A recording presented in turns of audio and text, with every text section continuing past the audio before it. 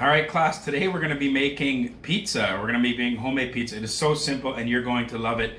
Welcome to Mr. Harris's Kitchen. Anyway, so the ingredients you're going to need are, you're going to need 2/3 of a cup of flour plus maybe another third of a cup for dusting the dough afterwards, but 2/3 of a cup for your actual pizza dough. You're going to need 2 teaspoons of olive oil or vegetable oil. You're going to need your salt shaker for just a pinch of salt. You're going to need 1/3 of a cup of hot water, just hot out of the tap. You're going to need half a teaspoon of sugar. You're going to need half a teaspoon of yeast. And then you're also going to need some cheese. I won't give you an amount. You'll need some cheese to grate onto your pizza. That can be any cheese that you like. I'm using mozzarella, but you can use any cheese that you want.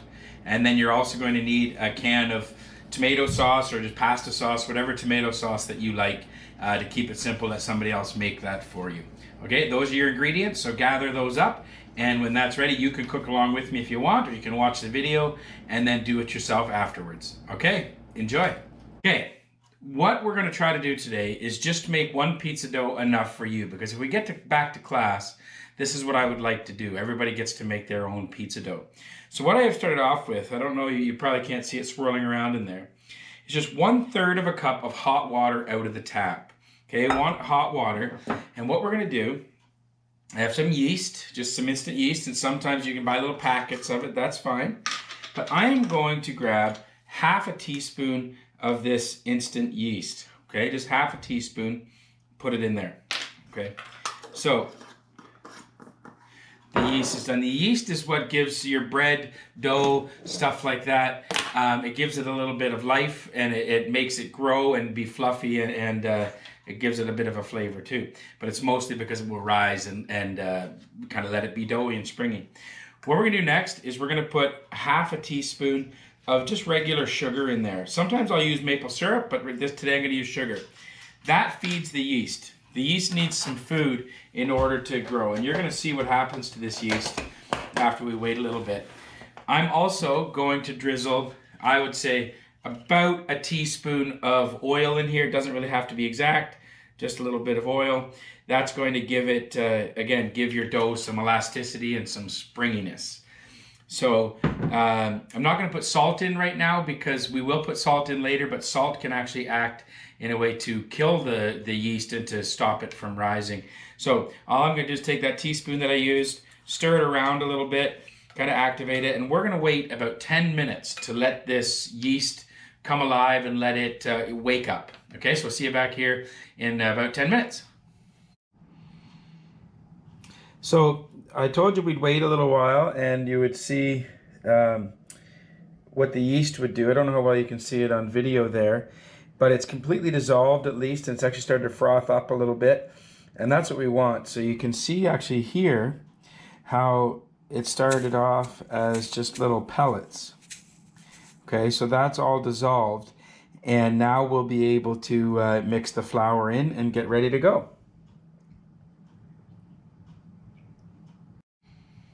All right, so where yeast is going, now we're gonna just add the flour in. Actually, you know what I'll do instead? I'm gonna add the salt in first. So I'm just gonna shake some salt in. My instructions are gonna be to get a pinch of salt. It just gives a little bit of nice flavor. So I'm just gonna shake a bunch in. We'll make sure you don't use too much. That may seem like a lot when you just put it. It doesn't come out of my shaker. I maybe should have a more precise measurement, but anyway, not very much. If anything, maybe like a 1/4 teaspoon, but that even seems like a lot. So we're going to start just with 1/3 of a cup at a time of flour. So I've got just a bowl of flour over here. I'm going to mix that in. That's not going to be nearly enough, but it will start getting it mixed in. So I'm just going to use my hands and mix it in. Okay. So just mix it in till it's all mixed up. And that's really wet right now, just with 1/3 of a cup in there.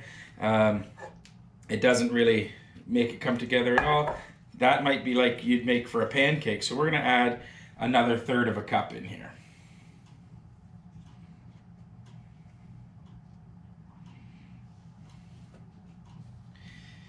So I had all my mise en place all set up before I got started. I had my flour out, had my salt and everything like that. So this is getting close.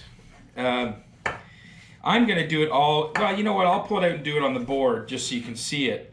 But you can often just do this simply in the glass bowl that you have, or a stainless steel bowl is fine too. Contain the mess. But yeah, so actually that, I think we did 2/3 of a cup. So I'm going to move the bowl out of the way, and hopefully you can see this ball of dough that I'm working with. If it is sticking to your board or to your counter, to your bowl, you can just sprinkle a little bit more flour down. So for me right now, this seems like the right ratio.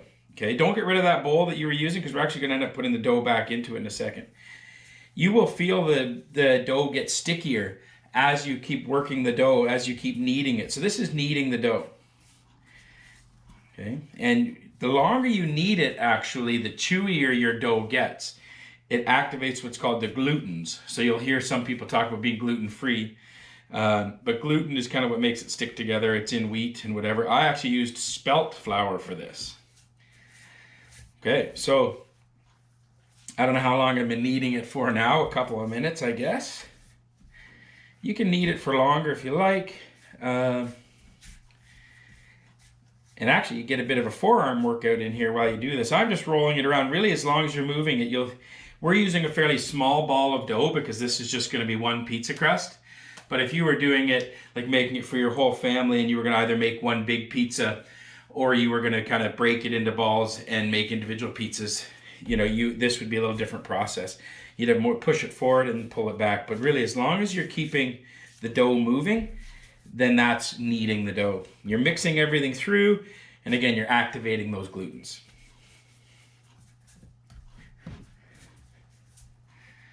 Okay, so that's about 3 minutes of kneading there, and that's going to be enough, because actually we're going to knead it again later once we let it rise for a little while. So here's what I'm going to do. There's already some flour kind of on the inside of this bowl from when we put the dough together. I'm going to take this dough, I'm going to put it back in there, and we're going to let it rise. So, as I said, we're going to place that dough down in the bowl. To let it rise, one thing I didn't have with me, I forgot that, but that's all right, was some saran wrap. So we're going to take some plastic wrap, cover the bowl, seal it up. If you don't do this, the dough can kind of dry out and get a skin on the top of it that isn't very pleasant. So we're covering that with saran wrap, completely covered. And then I'm just going to take this towel that I have and just place it over the top too to help seal it up. And we're going to leave this, we're going to check on it in about 45 minutes. You want to leave it in a warm spot in your house. So I just leave it on the kitchen counter. And we're going to let it sit for about 45 minutes. We'll check on it. We want the dough to have expanded, and that yeast is going to activate, and it's going to be some bubbles and stuff inside our dough, and we'll explain what we do next when we come back here in 45 minutes or so. Okay, so let's check this out now. We've been sitting for, about 45 minutes or so. Might be hard to tell because we're using such a big bowl, but this dough has actually grown quite a bit. And what you want to feel, I can feel how pliable it is and how soft it is when I do those first initial pokes. So we got what we wanted. That's what it's going to look like. I'm going to reposition the camera, and we'll pull this out on the board, and you can see what we do next. Okay, so as I showed you the dough there. So we're going to pull it out of the bowl. It has got a little bit sticky, and as you pull it out of the bowl, it's going to shrink again. Okay, so we're going to, basically what that does is the yeast inside that I talked about, the yeast inside had filled this with air. So we're going to get rid of that bowl. We don't need it now, because we're going to start to form our pizza now. It doesn't hurt to roll it around again a little bit. We've kept some flour nearby. I don't know if you can see that. We kept some flour nearby just for dusting, because you can see how sticky this gets. So what we're going to do for this purpose is we're going to put a little parchment paper. I ripped myself some parchment paper, and we're going to put that down on our work surface. But to start off with, I just like to hang the dough like this, and you can see I'm just moving it around. And if you move quickly, the dough doesn't stick to your hands, so it requires The more flour you add to it, the denser it's going to be. So you really don't want to add flour if you don't have to. But here it's getting a little sticky. So what I'm going to do, really, just put some flour between my hands here. I'm just going to kind of wash my hands almost in the flour, and it falls down onto the dough. That's okay. So it makes it easier to work around. Okay. This is a nice fluffy dough. I can actually, the texture of it feels really good. And just that gravity will help pull it into a round shape. Okay, so it's getting nice and light. I don't want it to rip, so just on the ground, I'm just kind of moving it around.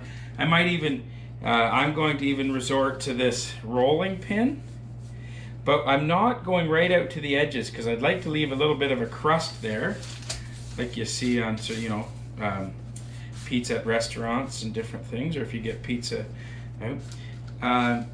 Some people won't use a rolling pin because they don't want to knock it down, but we're actually going to let it rise again, just on the board here on the parchment paper. So you can see we've got a nice round shape. I mean, you can play with it all you want. If it happens to get a hole in it, it's no big deal. You just squish it back together.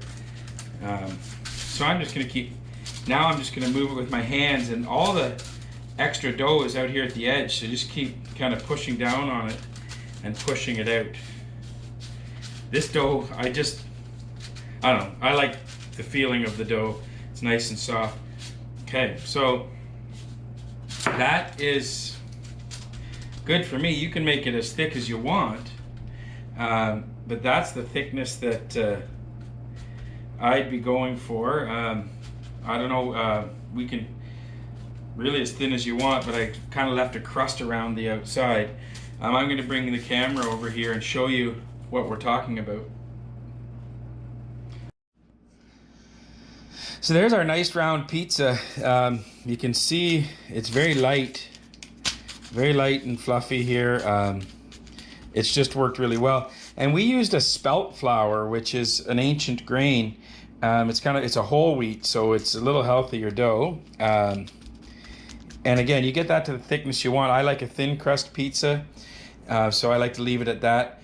And while we are doing this, we're preheating the oven to 480. That's the hottest my oven will go. We want to cook this as hot as we can. So we're now going to cover this back up. I'll show you in a second. We're going to cover this back up and let it rise just for a little bit. Now that we've bashed it back down, we want to get some life back into the dough. Okay, so as I said, we've got our dough here. I mean, you can endlessly work on it, but I've got it where I want it. And I've got that little rim around the outside that will act as our crust, and it will fluff up a little bit. But what I'm going to do, actually, is just take a wee little bit of oil. Just a little bit of oil. Whoops. Like just a drizzle. Maybe 2 drizzles. And all I'm going to do is wipe that around on the dough, because I'm going to put the saran wrap back over this. The olive oil will give it nice flavor anyway, so you don't have to worry. It's just... So I'm going to put the saran wrap on this again.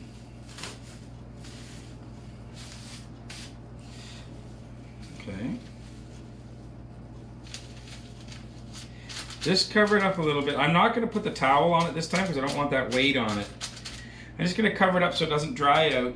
And I'm going to let it sit there for a little bit while I grate the cheese, and while I get, I've got my sauce out here, you can already see it, but I'm going to grate the cheese. And actually I got some nice pizza mozzarella for this, but really any cheese that you like.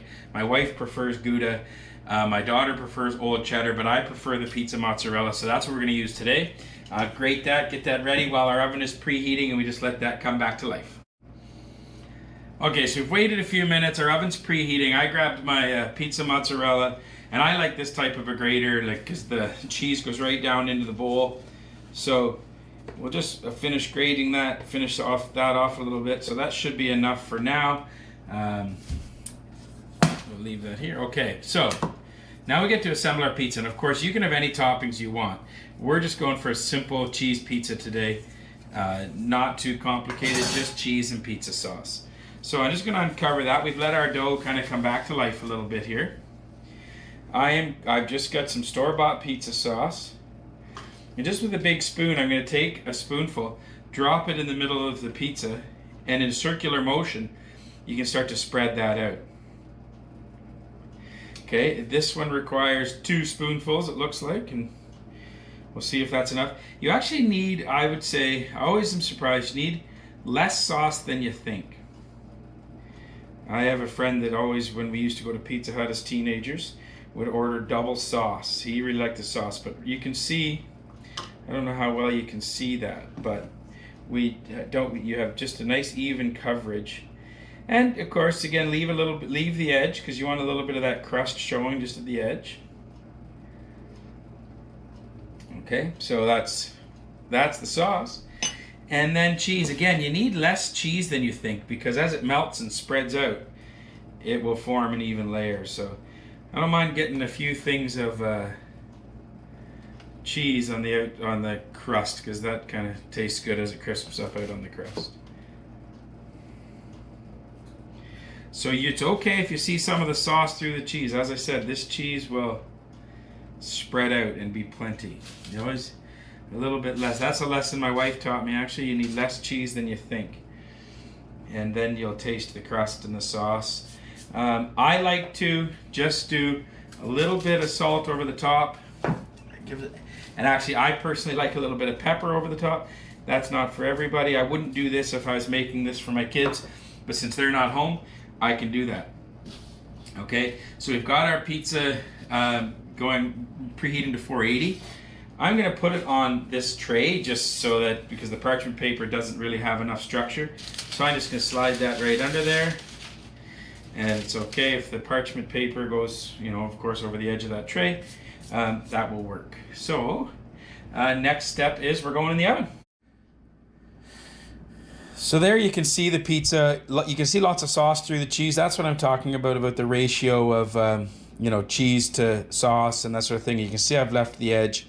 One thing I didn't mention that you'll see me do here is you can take the olive oil that you used, or I'm actually going to take a little bit of a cooking spray like this, and I'm just going to spray the edge of this because it'll help that crust around the outside. It'll help it to get a nice kind of toasted look to it and give it a nice color. So that's what we're gonna do. Now I'm gonna put it in our 480 degree oven and we'll see how long it takes. All right, let's have a look here. So that's almost done. You can see a nice color to the outside. Let's see, we'll get this knife here. We'll have a look at the bottom of it. Could still use a bit more on the bottom. So we'll let that go for a little bit longer. Hopefully we don't push it too close to the edge, but we'll let that go for a bit. And there you have it, folks. After 10 minutes in the oven, that's your pizza. So we'll get this cut and I get to try it. Hopefully you're making this at home too, and you can try it at home. Well, I did grab my pizza cutter, but I left it over here.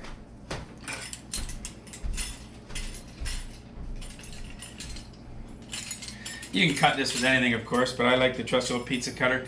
I have let this sit for about 4 minutes just because it's scorching hot when it comes out of a 480 degree oven. It actually lets the cheese kind of set up again. I'm sure many of you have burnt your mouth on pizza before because you pick it up at Domino's or wherever and you can't wait till you get home to have a piece and you burn the top of your mouth eating it. Anyway, that happens to me sometimes. So let's see. I'm going to cut it into 8 little pieces. Somehow that tricks me into thinking I'm not eating as much when I eat the whole thing because the pieces are small. Okay, so here we go. It's got a little floppiness to it, but I like that. I don't know if you can see that, but there is some life to the edge of the crust there. Let's try it. Hot, still very hot. I love that cheese. I'm gonna take a bite of the crust here and just see it. It's kind of springy. I love that. A little bit of crust on the edge that you leave. And there's little pieces of cheese on there too. So that's your pizza right there, folks. Try and make this for your family. They will love it. Or make it for yourself if nobody else is at home. But really it is simple, just simple ingredients. And hopefully you enjoy the pizza. I sure enjoyed this one. Talk to you again soon.